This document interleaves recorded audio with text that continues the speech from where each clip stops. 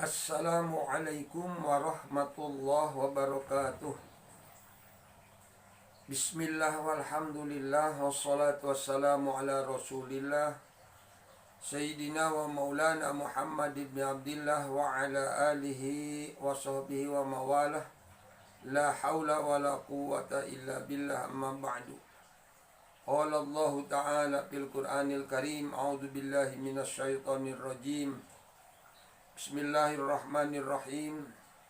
Ya ayyuhalladzina amanu kutiba alaikumus syiyam kama kutiba alal ladzina min qablikum la'allakum tattaqun. Shadaqallahul azim.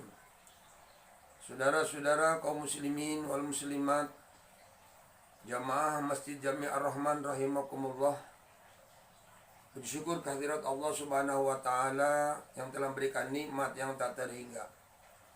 Salawat teriring salam semoga Allah limpah curahkan pada junjungan kita Nabi besar Muhammad sallallahu alaihi wasallam. Bapak dan Ibu, saudara-saudara rahimakumullah, kajian kita atau kultum kita saat ini dengan tema hikmah Ramadan. Ada beberapa hal yang ingin saya sampaikan tentang hikmah Ramadan ini. Yang pertama, dengan landasan firman Allah Subhanahu wa taala, ya ayyuhalladzina amanu kutiba alaikumussyiyam. Wahai orang-orang yang telah beriman, diwajibkan kepada kamu sekalian berpuasa, kama kutiba alal ladzina min qablikum, sebagaimana telah diwajibkan atas orang-orang sebelum kamu, la'allakum tattaqun, agar kamu sekalian menjadi orang yang bertakwa. Jadi hikmah yang kita dapat petik dari ayat ini bahwa ibadah Ramadan di dalamnya adalah puasa. Harapannya adalah dengan ibadah Ramadan bernama puasa supaya kita menjadi orang yang muttaqin. Kalau sudah kita mendapatkan gelar muttaqin karena digembleng selama Ramadan, maka kelak di akhirat akan dapatkan surganya Allah Subhanahu wa taala. Allah nyatakan di dalam firman-Nya yang lain, al-jannatu u'iddat lil muttaqin. Surga itu Allah janjikan bagi orang-orang yang bertakwa. Saudara-saudara jamaah yang dimuliakan Allah, tentang tujuan puasa supaya muttaqin, padahal inti daripada puasa adalah pengendalian diri dari nafsu. Padahal nafsu, kata Allah, inna nafsa la amaratum bisu illa marrahima rabbi. Sesungguhnya nafsu itu membawa kepada kejahatan, kecuali nafsu yang dirahmati oleh Allah Subhanahu wa taala. Jadi jelaskan dengan ayat ini bahwa menjadi mutakin atau tidak mutakinnya adalah tergantung kepada pandai atau tidaknya kita mengendalikan nafsu kita. Nafsu adalah makhluk yang serba salah, dibiarkan salah kemudian dibunuh dia juga salah. Nafsu amarah penting, nafsu lawamah, nafsu makan itu penting, nafsu supi atau birah itu juga penting.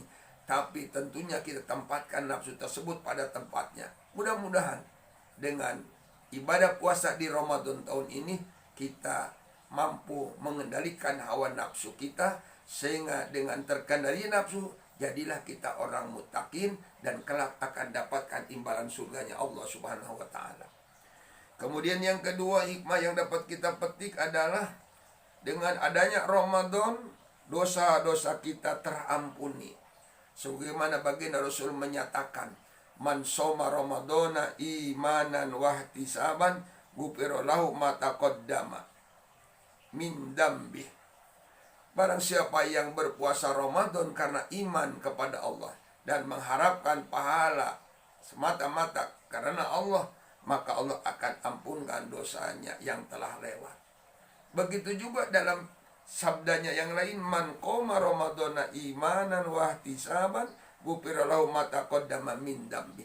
Barang siapa yang melakukan sholat sunnah, qiyamul lail, sholat sunnah tarawih, termasuk tahajudnya, maka Allah akan ampunkan dosa-dosa yang telah lalu.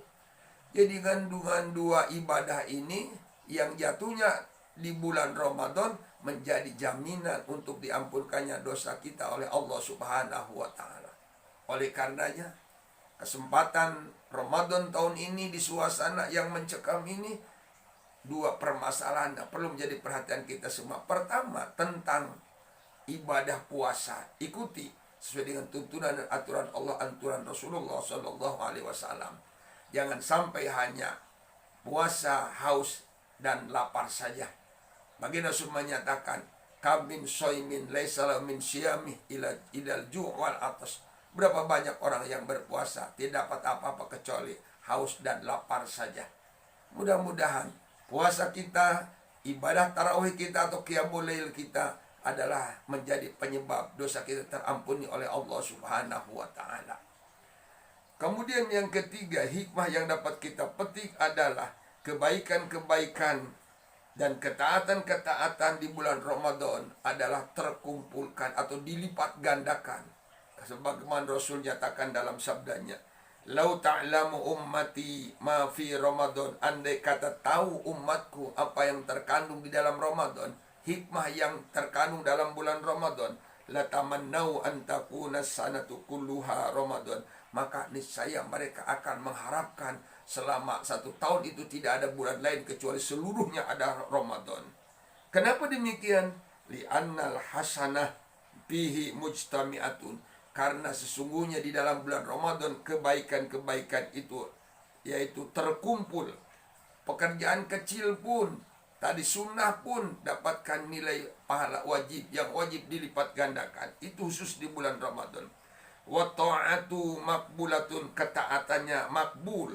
Ketaatan-ketaatan diterima oleh Allah Subhanahu wa taala. Wa da'awatu mustajabatun. Doanya diijabah oleh Allah Subhanahu wa taala. Wa dzunuba maghfuratun, dan dosanya diampuni oleh Allah Subhanahu wa taala. Dan yang terakhir kata Rasulullah, wal jannatu mustaqatun, dan surga merindukan mereka. Bahkan di hadis lain dikatakan, al jannatu mustaqatun ila arba'in nafarin, surga merindukan kepada 4 kelompok atau golongan manusia.